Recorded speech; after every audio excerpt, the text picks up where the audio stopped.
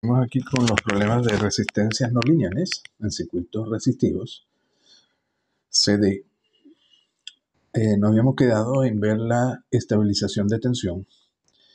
En este caso, lo que queremos es mantener la tensión de un dispositivo prácticamente constante dentro de un rango de valores de entrada del circuito. Por ejemplo, aquí tenemos el circuito o el dispositivo, una carga RC, que lo colocamos en paralelo con la resistencia no lineal. Este sería el voltaje o la caída de voltaje sobre la resistencia no lineal y le colocamos una resistencia adicional, como una resistencia de lastre o lo que llaman un balastro. Básicamente es una resistencia adicional para controlar la corriente. Y la entrada entonces sería B1. Las características BI de la resistencia no lineal, para que pueda estabilizar la tensión, lógicamente tiene que tener esta forma. En este caso debe tener una forma vertical entre un tramo de su curva, entre A y B, que sea muy vertical, de manera que el voltaje se pueda mantener constante indistintamente de la corriente que atraviese la resistencia no lineal. Como en este caso entre A y B, si la corriente de la resistencia varía entre 5 y 30 miliamperes, el voltaje o la caída de voltaje de la resistencia no lineal, que es la salida, precisamente se mantiene constante alrededor de 150 voltios.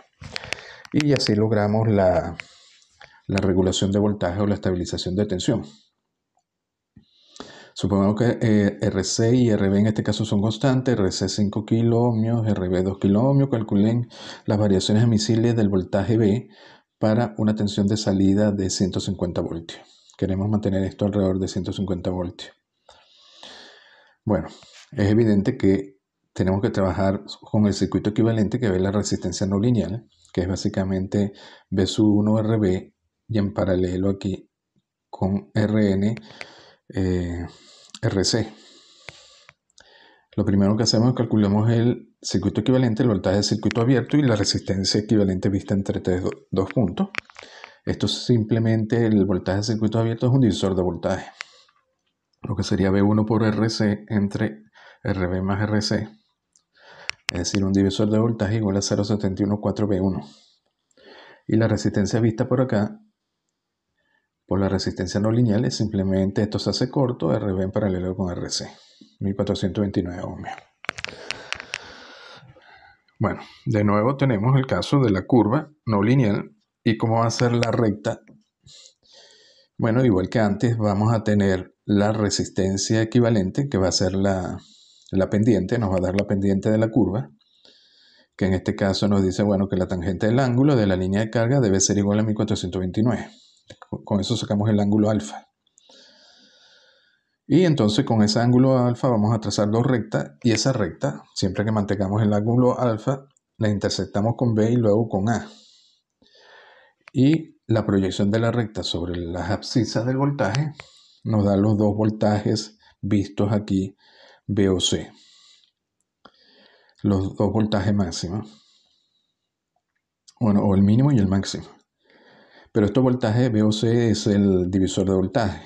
Por tanto, 0,713B1 debe ser 157 y 0,713B1 debe ser 220, y de acá sacamos el voltaje mínimo y el voltaje máximo que puede oscilar la entrada para que esto se mantenga alrededor de 150 voltios.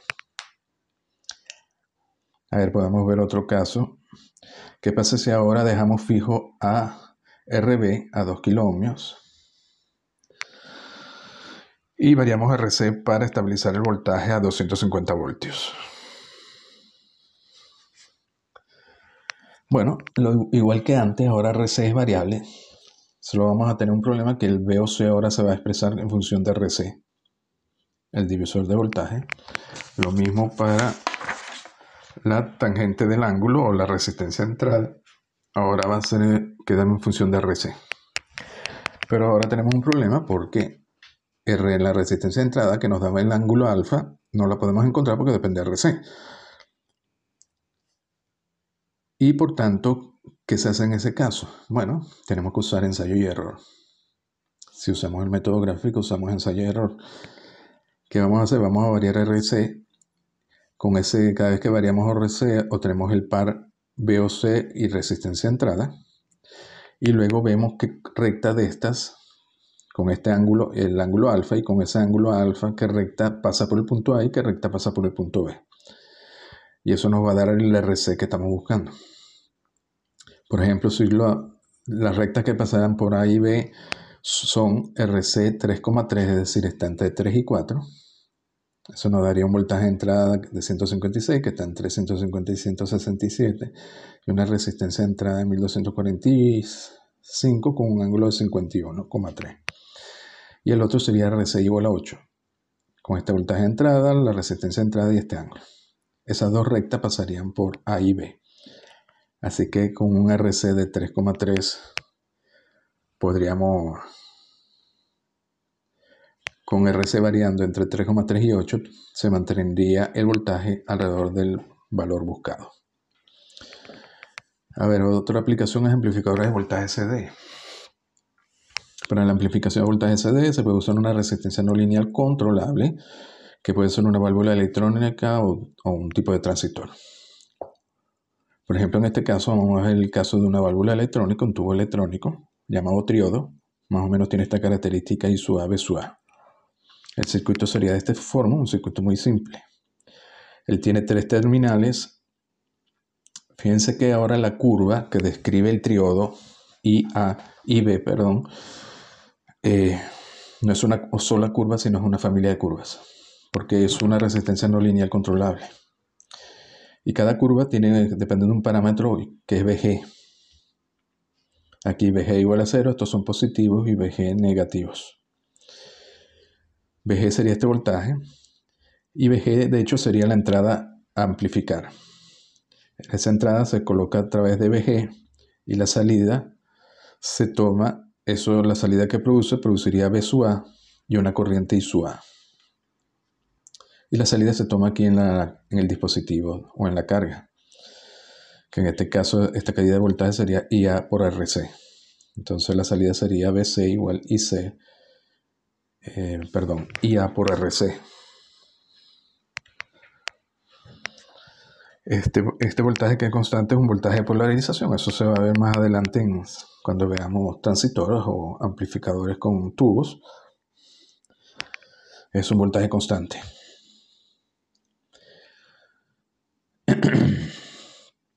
Bueno, básicamente vemos que aquí el voltaje es SUA, esta caída de voltaje este voltaje de esta caída más esta caída, V sub A más IRC, pero VC, esta caída entre IB es IRC, pero IRC es E sub A menos V sub A. Por ejemplo, si IRC lo colocamos en 12 kiloohmios, E sub A 240 voltios. Entonces, como es una familia de curvas, vamos a hallar una serie de puntos.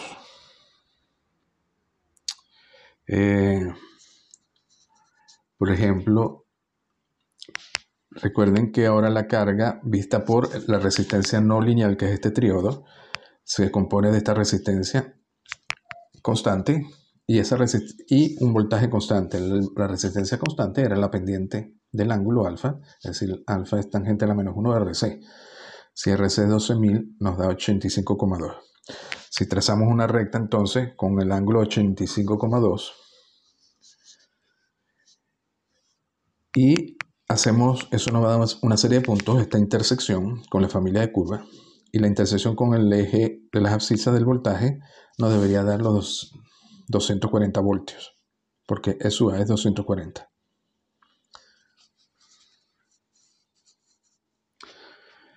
Entonces trazamos una recta que parte de E sub A 240 con ese ángulo de 85,2 grados. Y la intersección, de hecho, fíjense que si hacemos I sub A igual a 0, I sub A igual a 0, nos queda que el V sub A va a ser igual a este voltaje E sub A. Por eso que E sub A es fijo a 240, por eso se parte de 240, ¿no? Entonces la intersección de esta recta con cada una de las curvas nos va a dar la salida que estamos buscando. Es decir, nos va a dar un par de valores I sub A que sería sobre el eje de las ordenadas, y dependiendo de la curva donde estemos, nos da VG, donde VG sería la entrada. Ahora podemos ver la amplificación. Por ejemplo, aquí tenemos la entrada que es VG y la salida que es I sub A o VC. I sub A es la corriente I sub A que se mide por el eje de las ordenadas, y VC es I sub A por RC. Simplemente es un múltiplo de I sub A. Y vemos que, dado que vemos que la entrada se refleja directamente en la salida I sub A, es decir, en el voltaje I sub A por RC, de forma lineal. Y de hecho tenemos amplificación de voltaje, porque si la entrada VG, por ejemplo, es 10 voltios, la salida es alrededor de 240 voltios. Y tenemos la amplificación buscada. Y es una línea recta porque simplemente, en este caso,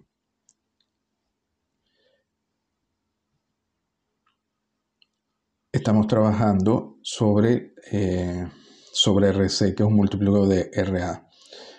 La única cosa aquí es que esto llega a un punto donde se satura, es decir, la corriente I sub A no aumenta más. De hecho, esto lo podemos ver aquí, por la forma como tienen las curvas. Una vez que se alcanza alrededor de los 20 mil amperios, fíjense que todas las curvas siguen la misma recta de aquí hasta que se curvea, ¿no? Si seguimos aumentando para lograr un voltaje, una corriente, si seguimos aumentando la entrada VG, nos estaríamos moviendo por una curva que pasaría por acá, pero siempre pasaría el punto de intersección alrededor de los 20 mil amperios. Por ejemplo, aquí VG20, si seguimos VG22, VG24 y así, al final la curva siempre pasaría por acá, y el punto de intersección con la recta nos daría también alrededor de 20 mil amperios. Entonces esto se satura, tiene una saturación. Y bueno, aquí tenemos entonces la amplificación de voltaje. Eso más adelante se ve en electrónica. Así funcionan los amplificadores de tubo, los amplificadores de semiconductores.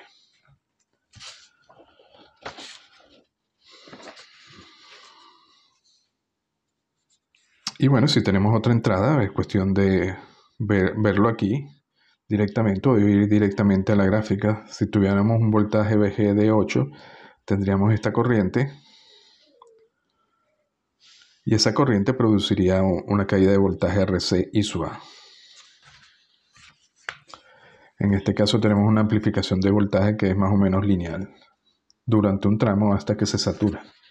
Por último, vamos a ver esto. Aquí nos dicen que deriven la relación de que el cambio de voltaje es igual al cambio de corriente por R más RD, donde RD es la resistencia dinámica de la resistencia no lineal en un circuito serie de resistencia no lineal con una resistencia lineal R minúscula para variaciones pequeñas de la corriente. Tenemos este circuito serie, una resistencia lineal R minúscula, una resistencia no lineal, y queremos verificar que el cambio de voltaje aquí para variaciones pequeñas de corriente delta I simplemente se multiplica por R más la resistencia dinámica. Las curvas para la resistencia lineal es simplemente una recta, y su caída de voltaje V1 es simplemente R por I. Es una recta. Para V2 es una función de I no lineal. Y la caída de voltaje total, como están en serie, es la suma de los voltajes, así que sumamos las ordenadas aquí de los voltajes. Sumamos V1, o a V2 le sumamos V1 a este trozo y nos lleva a este punto. Por ejemplo, si estuviéramos operando con una corriente I igual en el punto A igual a I sub A. Bueno, el voltaje V es V1 más V2. Ese voltaje es igual, como V1 es una resistencia lineal, es siempre R minúscula por I. Esta resistencia no lineal solo tiene una resistencia que es R minúscula, más una función de la V2, que es la resistencia no lineal, es una función de la corriente I. Entonces, si la corriente era alrededor de este punto A, varía dentro de un rango limitado pequeño de valores, queremos verificar que delta I, si delta I es pequeño, pero queremos verificar que la caída de voltaje delta V se puede cumple con esta relación, ¿no? Entonces es muy sencillo. Aquí estamos operando aquí con I sub A. Aquí tenemos V sub 1 y aquí tendríamos V sub 2 de aquí a acá. Todo esto sería el punto A. En la curva no lineal de la resistencia no lineal tenemos dos resistencias. Si trazamos desde el origen al punto A es la resistencia estática, sería esta de aquí. Y si trazamos la tangente en el punto A nos daría la resistencia dinámica RD. Entonces, ¿cómo hallamos V sub A? V sub A como para esta corriente I sub A sería simplemente la corriente I sub A por la caída de V1, que es I sub A por su resistencia, que es R minúscula, más I sub A, en este caso, por la resistencia estática. Recuerden que la resistencia estática es la tangente de este ángulo, de esta recta, es decir, si la resistencia estática la multiplicamos por I sub A, nos da este voltaje V sub A de aquí a aquí, que sería el voltaje V sub 2.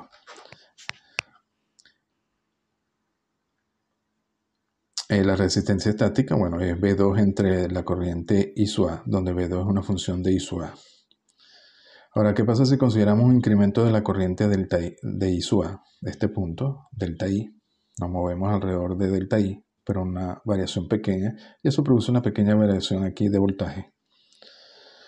Bueno, la corriente ahora va a ser I sub A más la variación, y el voltaje de salida lógicamente va a ser V sub A, que era el voltaje que habíamos hallado anteriormente, más una pequeña variación del voltaje. Luego tenemos entonces que este voltaje, V sub A más delta V, va a ser igual a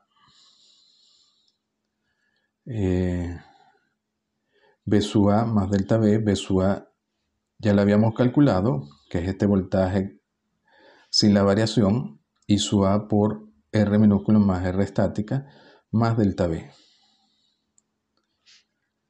Luego sabemos que delta V, el cambio de voltaje total, la suma de estos dos, va a ser el cambio de V1 más el cambio de V2. Ahora, como cambia V1, como solo tiene una resistencia, que es R minúscula por delta I. Mientras que delta V2, como es una resistencia no lineal y delta I es pequeño, tenemos que usar la resistencia dinámica. RD en el punto A. Entonces nos queda delta IR más RD. O delta V entre delta I nos queda R más RD. O delta V simplemente es delta I por R más RD. Que era lo que estamos buscando. Es decir, V sub A más delta V va a ser esta parte. Esto más delta V, que es esto. Y esto es precisamente está asociado a delta V. Es decir, el voltaje, el cambio de voltaje va a ser el cambio de corriente siempre que sea pequeña por la resistencia única que tiene la resistencia lineal, que es R minúscula, más la resistencia dinámica. De hecho, si no tuviéramos esta resistencia R, esto fuera cero, simplemente obtenemos la relación delta V entre delta I o el RD, que sería el caso de la resistencia no lineal. Bueno, entonces la dejamos hasta aquí.